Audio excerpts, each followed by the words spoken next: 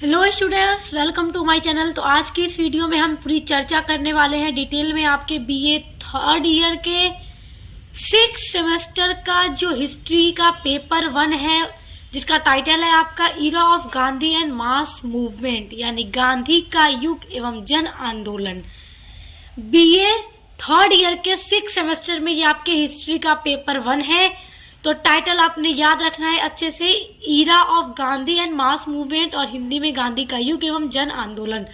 तो आज इसी का सिलेबस हम पूरा डिटेल में डिस्कस करने वाले हैं और एक एक यूनिट को आपके बहुत अच्छे से समझने वाले हैं कि आपको सभी यूनिट्स के अंतर्गत क्या क्या टॉपिक पढ़ने हैं। और फिर नेक्स्ट वीडियो से हम आपकी क्लास भी शुरू करेंगे और पूरा डिटेल में पढ़ेंगे। चलिए सबसे पहले सिलेबस देख लेते हैं कि आपका सिलेबस क्या है। तो सबसे पहले हम आपका यूनिट नंबर 1 देखते हैं। तो देखिए, आपकी यूनिट नंबर 1 है गांधी का प्रवेश और असहयोग आंदोलन। देखिए, जब अंग्रेज हमारे भारत पे हुकूमत कर रहे थे, हमारा भारत अंग्रेजों का जब गुलाम था, तो किस तरह गांधी जी आगे आए और इन्होंने आंदोलन करना शुरू किया और हमारे भारत को आज़ाद कराने में जो इनका योगदान रहा, इनकी जो भूमिका रही और इनके द्वारा चलाया गया जो असहयोग आंदोलन था, उसके बारे में पूरा डिटेल में आपको यूनिट नंबर 1 के अंतर्गत पढ़ना है। देखिए, असहयोग आंदोलन जो था वो 1920 ईस्वी में हुआ। देखिए, लंबे समय से अंग्रेजी शोषण का दंश झेल रही भारतीय जनता की प्रतिक्रिया वर्ष 1920 में आकर फूट पड़ी और इस दौरान गांधी जी के नेतृत्व में लगभग संपूर्ण भारत एक व्यापक जन आंदोलन के लिए उठ खड़ा हुआ। और वो आंदोलन कौन सा था? असहयोग आंदोलन था। इसमें भारतीय समाज के विभिन्न वर्गों ने भी हिस्सेदारी ली और इसने ब्रिटिश शासन के विरुद्ध अहिंसक असहयोग की भावना का प्रदर्शन भी किया। और इसी आंदोलन को आज हम भारत के इतिहास में असहयोग आंदोलन के नाम से जानते हैं।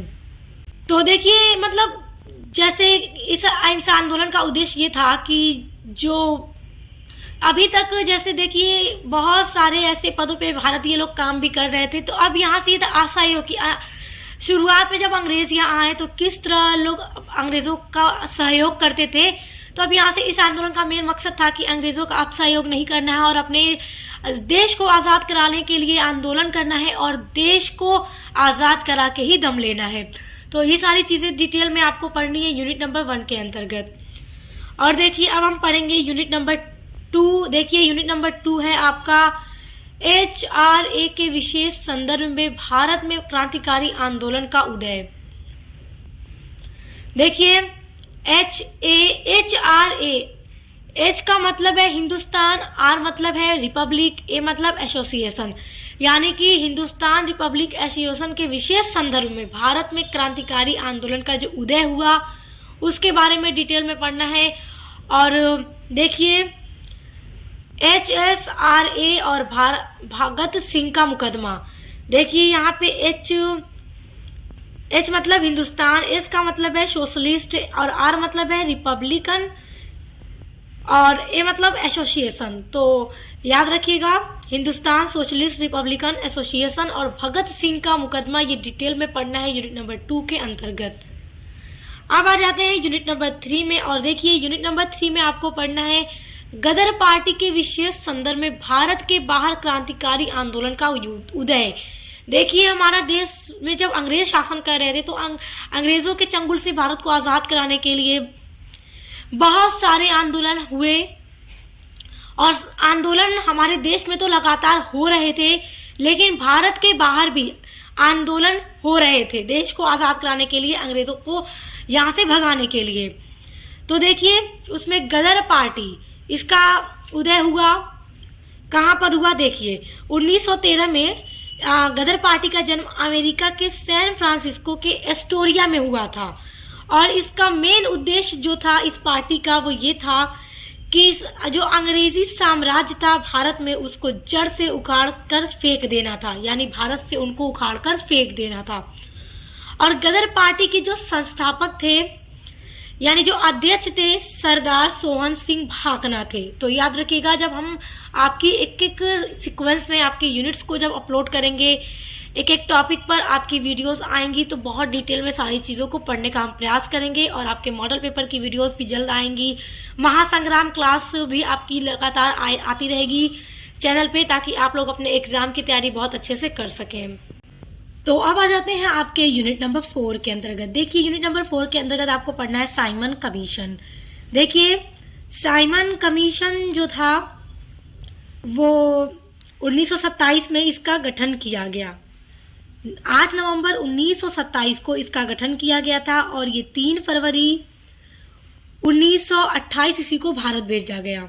तो जो साइमन कमीशन था, जब इसको भारत भेजा गया तो देखिए इसमें जो सदस्य थे उसमें सिर्फ ब्रिटिश सदस्य थे। साइमन कमीशन में एक भी सदस्य भारतीय नहीं थे। तो जब ये कमीशन 1928 में भारत आया तो भारतीयों ने देखा कि इस कमीशन के अंतर्गत सिर्फ ब्रिटिश सदस्य हैं, भारतीय सदस्य तो कोई है ही नहीं। तो भारतीयों ने खुलकर इस कमीशन का विरोध किया और इसको वापस मतलब भगाने के लिए, भारत से इसको हटाने के लिए, इसके लिए आंदोलन किया। और उस आंदोलन का जो नाम है वो आंदोलन है साइमन गो बैक, यानी साइमन को यहाँ से भगाओ, साइमन यहाँ से जाओ। तो साइमन कमीशन के बारे में हम पूरी डिटेल में पढ़ेंगे जब हम आपकी क्लास कराएंगे। अब यहाँ पे हम सिर्फ आपको हल्का हल्का बता दे रहे हैं इन सभी चीज़ों के बारे में। डिटेल में तो हम आपकी यूनिट से पढ़ेंगे तो आपको पढ़ाएंगे। उसके बाद देखिए नेहरू रिपोर्ट के बारे में भी हम चर्चा करेंगे जब आपकी यूनिट्स अपलोड होंगे। अब देखिए अगला है सविनय अवज्ञा आंदोलन। और सविनय अवज्ञा आंदोलन के बारे में तो आप लोगों ने पहले भी पढ़ा होगा और आपने सुना भी होगा। इस आंदोलन को अपने 9th या क्लास 10th के अंतर्गत इसको जरूर पढ़ा होगा। देखिए 1928 में साइमन कमीशन के विरोध के बाद 1929 में कांग्रेस द्वारा पूर्ण स्वराज की मांग रखे जाने के समर्थन में गांधी जी के नेतृत्व में यह आंदोलन शुरू हुआ था। यानी ये आंदोलन किसने शुरू किया? तो गांधी जी ने शुरू किया था। देखिए 12 मार्च 1930 ईस्वी को गांधी जी निकले थे दांडी यात्रा पे। 78 सदस्य इनके साथ थे इस आंदोलन में। जब दांडी यात्रा पर गांधी जी निकले 12 मार्च 1930 को, तो 78 समर्थक थे गांधी जी के साथ इस आंदोलन में। और ये आंदोलन उन्होंने नमक कानून का विरोध करने के लिए किया, नमक कानून को तोड़ने के लिए किया जो ब्रिटिश सरकार द्वारा बनाया गया था। तो धीरे धीरे इस आंदोलन में जनता भी शामिल होती गई। याद रखिएगा पहले 78 सदस्य थे गांधी जी के साथ, लेकिन धीरे धीरे इसमें जनता भी शामिल होती गई और ये आंदोलन बहुत बड़ा रूप ले लेता है। और वही आंदोलन सविनय अवज्ञा आंदोलन के नाम से जाना जाता है। तो इसके बारे में भी हम पूरा डिटेल में पढ़ेंगे जब आपकी क्लास करेंगे। तो देखिए यूनिट नंबर 5 में पढ़ना है भारत छोड़ो आंदोलन। तो इसके बारे में पूरा डिटेल में ये कैसे शुरू हुआ, इसकी पृष्ठभूमि से लेकर सब कुछ, इसके कारण सब कुछ पूरा डिटेल में पढ़ना है हमको यूनिट नंबर 5 के अंतर्गत। और यूनिट नंबर 6 में आपको पढ़ना है संवैधानिक संकट, क्रिप्स और कैबिनेट मिशन। देखो संविधान जब हमारा बनाना था तो संविधान सभा की मांग की गई सबसे पहले बाल गंगाधर तिलक के द्वारा 1895 में। तो देखो अंग्रेज नहीं चाहते थे कि भारत में कभी भी संविधान बने। उनका तो मेन मकसद यही था कि वो हमेशा भारत पे राज करना चाहते थे। तो देखो लेकिन फिर क्या हुआ कि जब द्वितीय विश्व युद्ध चल रहा था तो अंग्रेजों को द्वितीय विश्व युद्ध में लड़ने के लिए भारतीय सेना की जरूरत पड़ी।